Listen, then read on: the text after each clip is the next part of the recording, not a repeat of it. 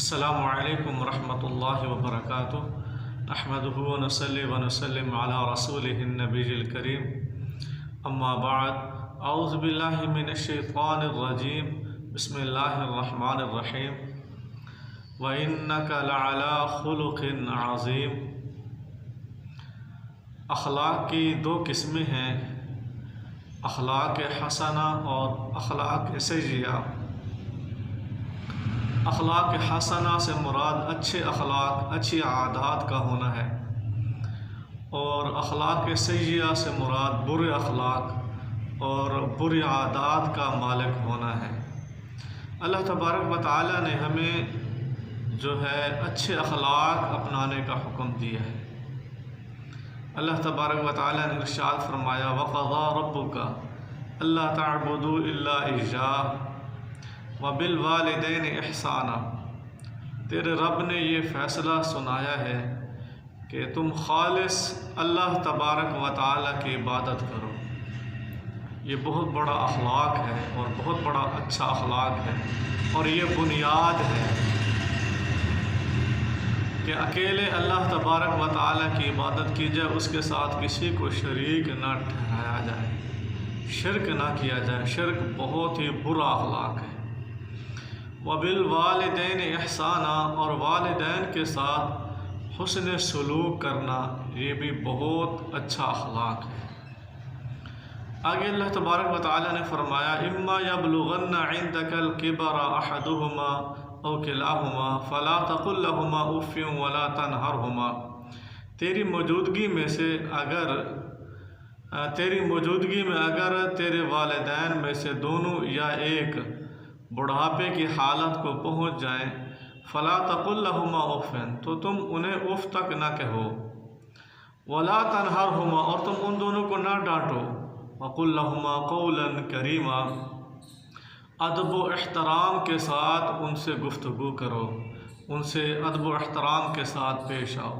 وَاخْفِضْ لَهُمَا جَنَاحَ الذُّلِّ مِنَ الرَّحْمَةِ وَقُل رَّبِّ ارْحَمْهُمَا كَمَا رَبَّيَانِي صَغِيرًا۔ ان کے لیے عاجزی اختیار کرو، اور رحمت کا، نرمی کا جو ہے پہلو وہ ان کے لیے جھکا دو، اور رب تعالیٰ سے دعا کرو رب ارحمہما کما ربیانی صغیرا، اے میرے رب ان دونوں پر رحم فرما جس طرح انہوں نے میری بچپن میں تربیت کی تھی، مجھے بڑا کیا تھا۔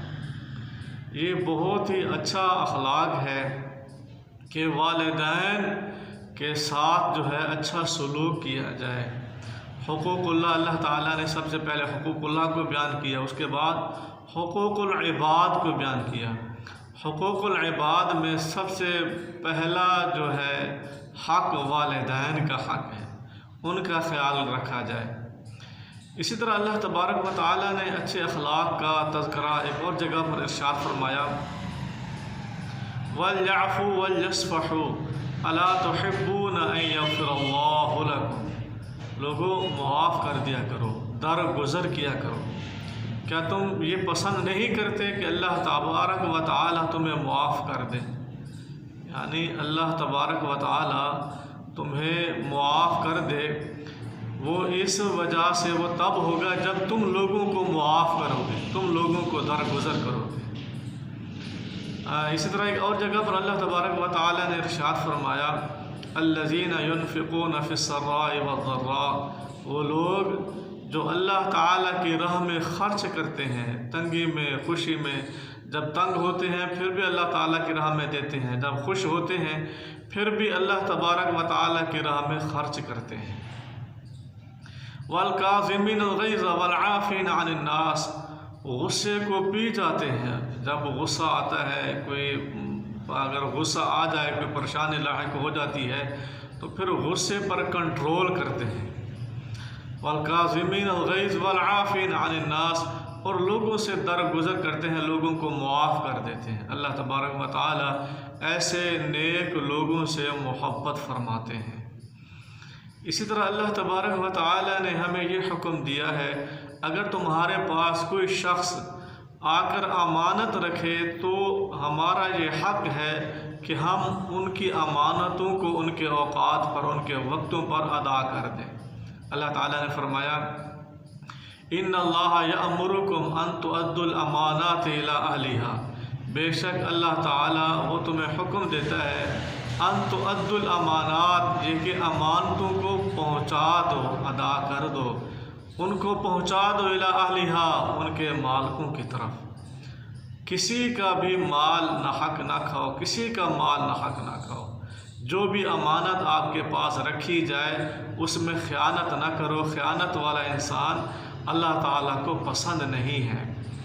ایک اور جگہ پر اللہ تبارک و تعالیٰ نے حکم دیا ان اللہ یأمر بالعدل والاحسان وایتاء ذی القربى وینہی عن الفحشاء والمنکر والبغی یعظکم لعلکم تذکرون۔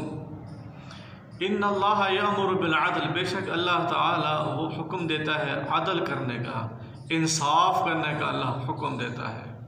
کسی پر ظلم و زیادتی نہ کرو، ہر بندے کے ساتھ انصاف کرو، انصاف سے پیش آؤ۔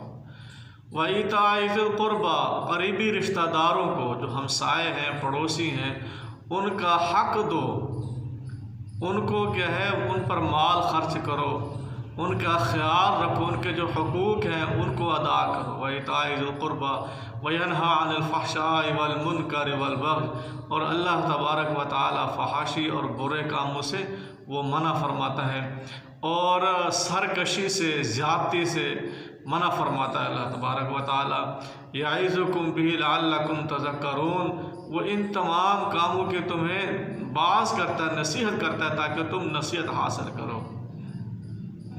اسی طرح اللہ تبارک و تعالیٰ نے ایک اور جگہ پر ارشاد فرمایا کہ نرمی جو ہے اس کو اختیار کرنا چاہیے، یہ اللہ تبارک و تعالیٰ کی طرف سے بہت بڑی رحمت ہے۔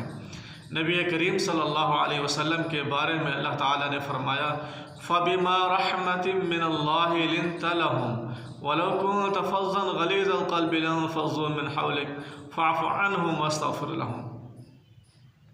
فَبِمَا رَحْمَةٍ مِّنَ اللَّهِ، اللہ تعالیٰ کی رحمت کے سبب جو ہے آپ ان کے لیے نرم ہیں، صحابہ کے لیے آپ نرم ہیں، آپ کے اندر نرمی جو ہے یہ اللہ تبارک و تعالیٰ نے پیدا فرمائی ہے۔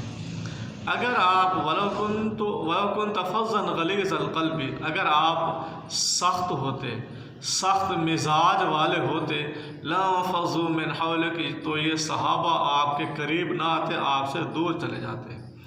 تو اچھا اخلاق یہ ہے کہ لوگ آپ کے قریب ہوں، لوگ آپ کو پسند کریں۔ اللہ تعالیٰ نے ارشاد فرمایا وَقُولُوا لِلنَّاسِ حُسْنًا، لوگوں سے اچھا کلام کرو، اچھے کلام کے ساتھ لوگوں سے پیش آؤ۔ نبی کریم صلی اللہ علیہ وسلم کے بارے میں اللہ تعالیٰ نے ارشاد فرمایا، اللہ تعالیٰ نے گواہی دی وَإِنَّكَ لَعَلَىٰ خُلُقٍ عَظِيمٍ، اور بے شک آپ بہت بڑے اخلاق پر ہیں۔ یہ انسان کی گواہی نہیں ہے بلکہ اللہ تبارک و تعالیٰ کی گواہی ہے۔ اللہ تعالیٰ نے یہ گواہی دی ہے کہ پیارے پیغمبر صلی اللہ علیہ وسلم بہت بڑے اخلاق پر تھے۔ نبی کریم صلی اللہ علیہ وسلم نے فرمایا انما بعثت لأتمم مکارم الاخلاق، مجھے اس وجہ سے بھیجا گیا ہے تاکہ میں اچھے اخلاق کو بیان کروں، اچھے اخلاق کی تکمیل کر دوں۔ نبی کریم صلی اللہ علیہ وسلم نے یہ ارشاد فرمایا کہ مسلمان کون ہے؟ المسلم من سلم المسلمون من لسانہ و یدہ، مسلمان وہ ہے جس سے دوسرے مسلمان جو ہے اس کی زبان سے اور اس کے ہاتھ سے محفوظ ہوں، یہ صحیح معنوں میں مسلمان ہے۔ تو ہمیں چاہیے ہم اپنی زبان کے ساتھ، اپنے ہاتھ کے ساتھ جو ہے کسی کو تکلیف نہ پہنچائیں۔ اسی طرح ہمیں چاہیے ہم اپنی نگاہوں کی حفاظت کریں، اپنی شرمگاہوں کی حفاظت کریں۔ اللہ تعالیٰ نے سورہ نور کے اندر ارشاد فرمایا وَقُلْ لِلْمُؤْمِنِينَ يَغُضُّوا مِنْ أَبْصَارِهِمْ وَيَحْفَظُوا فُرُوجَهُمْ ذَلِكَ أَزْكَىٰ لَهُمْ إِنَّ اللَّهَ خَبِيرٌ بِمَا يَصْنَعُونَ۔ وَقُلْ لِلْمُؤْمِنِينَ، آپ فرما دیں مومنوں کو، یغضوا من ابصارہم، کہ وہ اپنی نگاہوں کو نیچے رکھا کریں، اپنی نگاہوں کو محفوظ کریں فحاشی سے، بچائیں، فحاشی کی طرف نگاہیں نہ دوڑایا کریں۔ یغضوا من ابصارہم ویحفظوا فروجہم، اور وہ اپنی شرمگاہوں کی حفاظت کریں، زنا کاری سے اپنے آپ کو بچائیں۔